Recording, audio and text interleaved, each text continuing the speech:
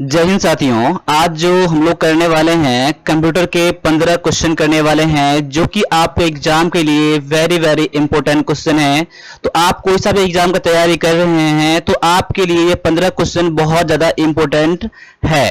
तो आप अपना कंप्यूटर का टेस्ट भी कर सकते हैं और क्वेश्चन पता नहीं हो तो क्वेश्चन को आप नोट बनाकर जरूर याद कर सकते हैं, क्योंकि ये सारे क्वेश्चन जो है डिफरेंट एग्जाम में पूछ लिए गए हैं। तो इस क्वेश्चन को आप याद कर लीजिए कि हो सकता है कि आप एग्जाम में क्वेश्चन रिपीट कर दे, और आपको टेस्ट भी कर लीजिए कि आपको कंप्यूटर में कितना पता है। तो चलिए स्टार्ट करते हैं आज के पहले क्वेश्चन से।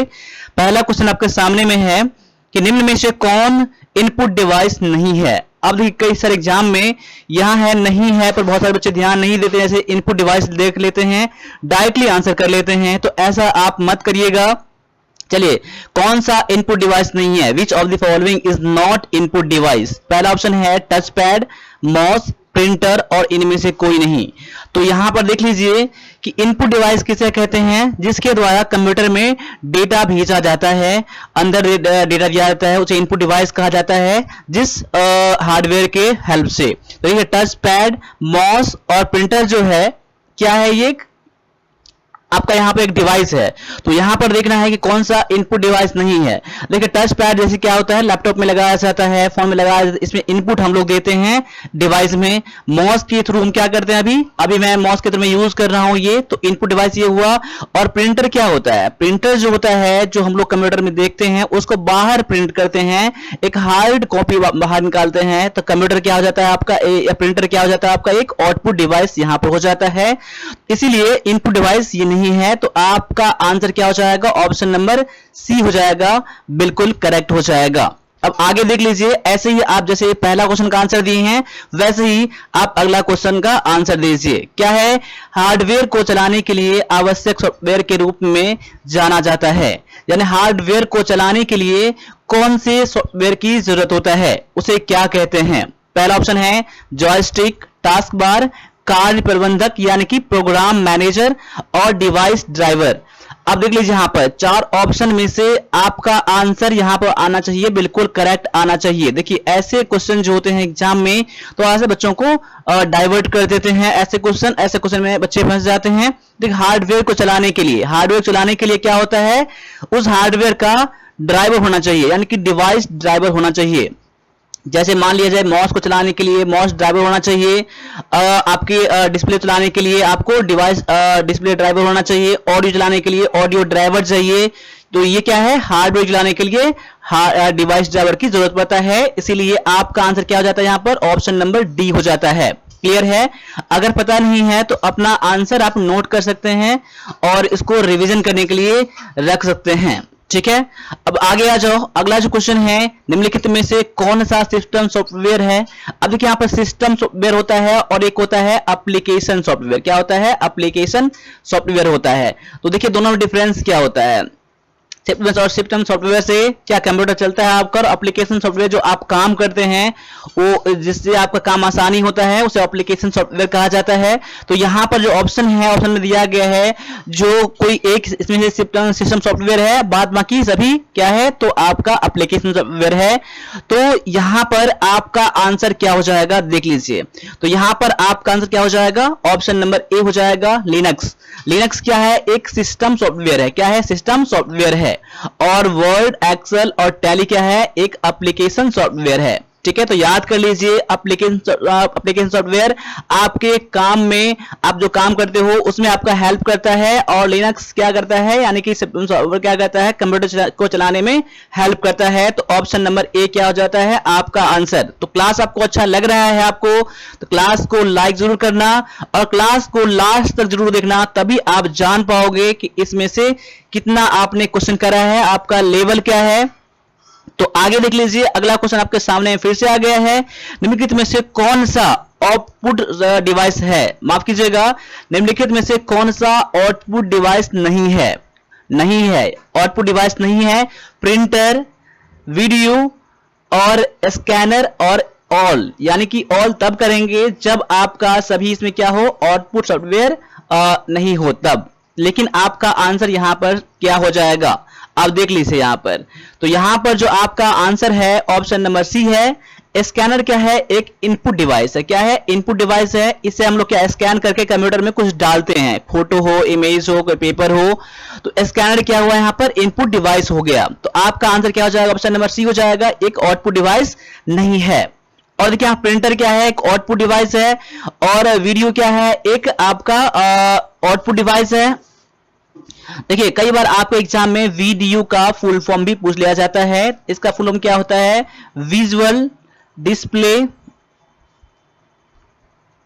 यूनिट।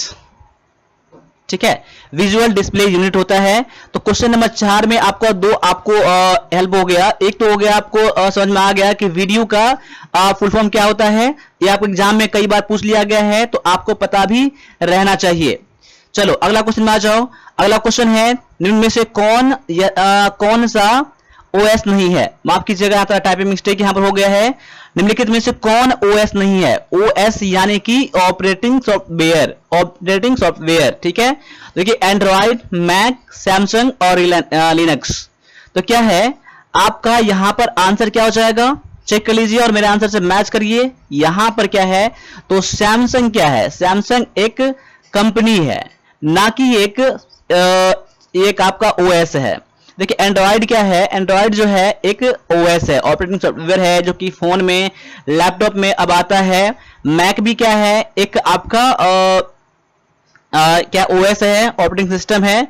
लिनक्स भी क्या है? आपका एक ओएस है। लेकिन सैमसंग क्या है? सैमसंग एक कंपनी है जो कि एक फोन बनाता है, कंप्यूटर बनाता है, लैपटॉप बनाता है। क्लियर यहां पर हो गया। तो आपका आंसर यहां पर क्या हो जाएगा? ऑप्शन नंबर सी हो जाता है, बिल्कुल करेक्ट। अब आगे आ जाओ, अगला क्वेश्चन देख लीजिए और क्वेश्चन को लास्ट तक जरूर देखिएगा आप लोग।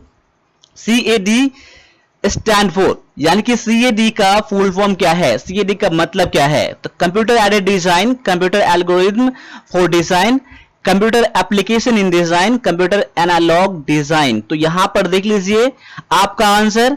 देखिए फुल फॉर्म तो आपको पता होना ही चाहिए। ऐसा कोई सा एग्जाम नहीं है जिसमें कंप्यूटर पूछा जाता है उसमें फुल फॉर्म नहीं पूछा जाता हो। तो कंप्यूटर में जो फुल फॉर्म है आपको इसको याद करना है। CAD का मतलब क्या होता है? तो इसका डायरेक्टली आंसर चेक कर लीजिए अपना। ऑप्शन नंबर ए है कि computer aided design. Computer aided design क्या होता है? CAD का फुल फॉर्म होता है। क्या होता है? CAD full form. ठीक है, चलो आगे आ जाओ।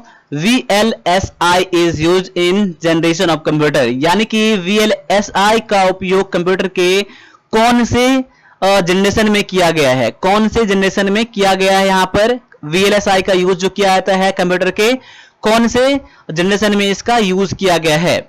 तो यहां पर आपके सामने में 4 ऑप्शन है। पहला है पहला जनरेशन, दूसरा जनरेशन, तीसरा और चौथा। तो इसका आंसर आप फिर से मैच कर लीजिए। इसका आंसर हो जाता है ऑप्शन नंबर डी हो जाता है। चौथे जनरेशन के कंप्यूटर में क्या? चौथे जनरेशन कंप्यूटर में VLSI का यूज किया गया है। ठीक है, तो आपका आंसर ऑप्शन नंबर डी हो जाता है। अब यहां पर कई बार आपके एग्जाम में कंप्यूटर ऐसे पूछेगा ये क्वेश्चन को कि VLSI का उपयोग चौथे यानी कि चौथी पीढ़ी के कंप्यूटर में किया गया है। तो VLSI का फुल फॉर्म क्या है? इसका नोट कर लीजिए। क्या होता है? Very large scale, SCALE scale integration. क्या होता है? INTEGRA session. ठीक है, integration, very large scale integration होता है VLSI का फुल फॉर्म। तो बढ़ते हैं अगले क्वेश्चन की तरफ। अगला क्वेश्चन आपके सामने में है कि internet explorer comes along with, यानी कि इंटरनेट एक्सप्लोरर जो क्या है? एक ब्राउजर है। क्या है? एक ब्राउजर है। ये किसके साथ आता है? क्या लिनक्स OS के साथ आता है, या विंडो OS के साथ आता है, मैक या फिर एंड्रॉइड? तो देख लीजिए यहां पर कि इंटरनेट एक्सप्लोरर जो है ये जो आता है विंडो के साथ आता है। किसके साथ आता है? विंडो के साथ आता है। अब यहां पर मैक के साथ क्या आता है? एंड्रॉइड के साथ क्या आता है? मैं आपको ये भी बता रहा हूं आपको। तो एंड्रॉइड के साथ आता है, अब आता है क्रोम आता है। क्या आता है? क्रोम ब्राउजर जो यूज करते हैं क्रोम, ये आपका आता है एंड्रॉइड के साथ। मैक के साथ सफारी आता है, इसको थोड़ा कंफर्म कर लीजिएगा आप। और लिनक्स के साथ आता है फायरफॉक्स आता है। क्या आता है?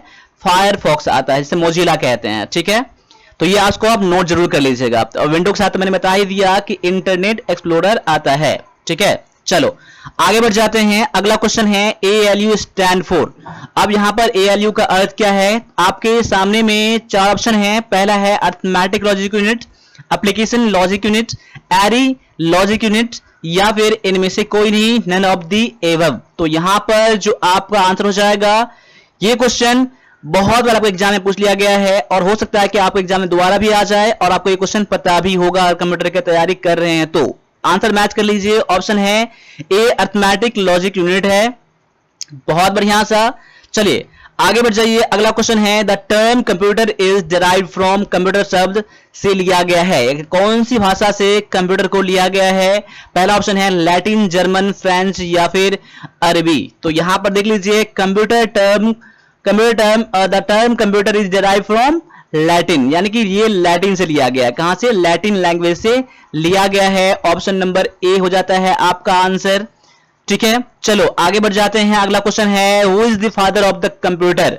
अब देखिए, अभी जो कंप्यूटर देख रहे हैं उसके फादर किसे जाना जाता है, यानी आधुनिक कंप्यूटर के पिता किसे कहा जाता है? तो ऑप्शन है Alan Turing, Charles Babbage, Simon Cray और अगस्टा एडमिंग। यहां पर जो आपका आंसर हो जाएगा ऑप्शन नंबर बी हो जाएगा। ये बचपन से ही आप लोग पढ़ते आ रहे हैं। कंप्यूटर के पिता किसे कहा जाता है? तो चार्ल्स बेबेज को कहा जाता है। ऑप्शन नंबर बी आपका यहां पर करेक्ट आंसर है। इसमें उतना टाइम देने की जरूरत नहीं है। आगे आ जाओ। अगला क्वेश्चन है VGA क्या है? वीडियो ग्राफिक एरी, वीडियो ग्राफिक्स एरी या वोलेटाइल ग्राफिक्स एरी या फिर नन ऑफ द एबव। तो यहां पर जो आपका आंसर हो जाएगा ऑप्शन नंबर ए हो जाएगा फिर से कि वीडियो ग्राफिक एरी क्या है आपका आंसर है। देखिए यहां पर थोड़ा सा मिस्टेक कर रहा हूं कि वीडियो ग्राफिक एरी या फिर विजुअल डिस्प्ले एरी, क्या इसका फुल फॉर्म होता है? यहां पर देख लीजिए। यहां पर थोड़ा सा एक बार आप लोग भी क्वेश्चन को गौर कर लीजिए, लेकिन इसका आंसर जो जाएगा वीडियो ग्राफिक एरी, इसको कंफर्म कर लीजिएगा। मेरे अकॉर्डिंग आपका आंसर यही है और यही आपका आंसर ही होगा। एक इसका और फुल फॉर्म होता है, इसका होता है वीडियो, कई बार आपको देखने के लिए मिल जाता है एग्जाम में, वीडियो ग्राफिक्स एडेप्टर भी कहा जाता है। इसे क्या? एडेप्टर भी कहा जाता है। तो ठीक है, तो इसको ये भी आप नोट कर लीजिएगा। इसका आंसर यहां पर है ऑप्शन नंबर ए है। अब आगे आ जाओ। अगला क्वेश्चन है WAN स्टैंड फॉर, यानी कि वैन स्टैंड फॉर। वैन का फुल फॉर्म क्या है? वैन फुल फॉर्म अर्थ क्या है? तो ऑप्शन है वेब एरिया नेटवर्क या wide area network, wide area net या फिर वायरलेस एरिया नेटवर्क। तो देखिए यहां पर कंफ्यूजन हो सकता है आपके आंसर में, ऑप्शन में, लेकिन आपको सही चुनना है और इसका आंसर जो है ऑप्शन नंबर बी है, जो कि है वाइड एरिया नेटवर्क है। ऑप्शन नंबर बी आपका यहां पर करेक्ट आंसर हो जाता है। ठीक है, आगे आ जाओ। अगला क्वेश्चन है MICR स्टैंड फॉर। देखिए ये क्वेश्चन तो आपको पता होना ही चाहिए। इस क्वेश्चन में कई बार M का फुल फॉर्म पूछ लिया गया है, I का, C का और R का फुल फॉर्म पूछ लिया गया है और कई बार तो डायरेक्टली सेम का सेम क्वेश्चन भी पूछ लिया गया है। तो इस क्वेश्चन में आप लोग कभी भी गलती ना करें और इस क्वेश्चन को एक तरह से पूरा याद होना चाहिए। बहुत सारे बच्चों को याद भी होगा एक क्वेश्चन। तो देखिए यहां पर ऑप्शन जो है मैग्नेटिक इंक कैरेक्टर रीडर या फिर मैग्नेटिक इंक कोड रीडर या फिर मैग्नेटिक इंक केस रीडर या फिर नन ऑफ दिस। तो यहां पर देख लीजिए आपका आंसर जो है यहां पर ऑप्शन नंबर ए है। मैग्नेटिक इंक कैरेक्टर रीडर बोले या फिर रिकॉग्निशन भी कई बार देखने के लिए मिल जाता है रीडर के बदले में। अगर रीडर दिया हो या फिर रिकॉग्निशन दिया हो तब भी आप लोग आंसर वही चूज करिएगा। रीडर भी कई बार देखने के लिए मिल जाता है और रिकॉग्निशन भी कई बार देखने के लिए मिल जाता है, इसीलिए कंफ्यूज मत होइएगा। मैग्नेटिक इंक कैरेक्टर रिकॉग्निशन होता है या रीडर होता है। ऑप्शन नंबर ए है आपका यहां पर बिल्कुल करेक्ट आंसर। अगला क्वेश्चन आपके सामने में है कि निम्नलिखित में से कौन सा सेंट्रल प्रोसेसिंग यूनिट यानी कि CPU का एक पार्ट है, CPU का एक हिस्सा है। Which of the following is a part of the central processing unit? Option है प्रिंटर, कीबोर्ड, माउस या फिर अरिथमेटिक एंड लॉजिक यूनिट। तो यहां पर देख लीजिए आपका आंसर यहां पर हो जाता है ऑप्शन नंबर डी हो जाता है। अरिथमेटिक एंड लॉजिक यूनिट है, इसका CPU का एक पार्ट है। ठीक है, यहां पर मैंने 15 क्वेश्चन कराए हैं, इसमें से कितने क्वेश्चन आपने सही करा है आप मुझे कमेंट कर सकते हैं और इसमें आपको क्लास देखने में कैसा लगा है आप मुझे बता सकते हैं। प्लस में आर्मी क्लर्क के लिए क्लासेस यूट्यूब पर तो आ ही रहे हैं, पेपर एनालिसिस हो रहा है। इसके अलावा आपको इंग्लिश में आर्मी क्लर्क इंग्लिश में बेस्ट करना है तो हमारा वीडियो कोर्स भी ज्वाइन कर सकते हैं, army clerk complete English video course और लाइव क्लासेस जिसमें आपको वीडियो भी मिलते हैं और लाइव क्लासेस मिलते हैं। इसके अलावा आप मैथ का भी क्लासेस ज्वाइन कर सकते हैं। इसके लिए आप वन प्लस डिफेंस एकेडमी का एप्लीकेशन डाउनलोड कर लीजिएगा, वहां पर ये सारे क्लासेस अवेलेबल हैं। तो अभी क्लास ज्वाइन कर लीजिए। अभी इसका फीस जो है मात्र 999 है, ठीक है। इस क्लास ज्वाइन कर लीजिए और अपने इंग्लिश को आप इंप्रूव कर लीजिए और अपने इंग्लिश में अच्छा करने के लिए आप क्लास जरूर ज्वाइन कर सकते हैं। बाद में कोई क्वेरी अगर हो तो आप मुझे व्हाट्सएप भी कर सकते हैं, और व्हाट्सएप जब भी करें तो अपना नेम, अपना सिटी पहले मुझे मैसेज कर दें, उसके बाद ही अपना जो मैसेज हो आप मुझे कर सकते हैं, ठीक है। तो नेम और सिटी जरूर करना। बाद बाकी आप मुझे यहां पर ज्वाइन का बटन दिखेगा आपको यूट्यूब में, ज्वाइन भी कर लेना, वहां पे मेंबरशिप लेना पड़ता है। उसके बाद आपको जो भी क्वेरी है मैं आपको सभी क्वेरी का रिप्लाई भी दूंगा।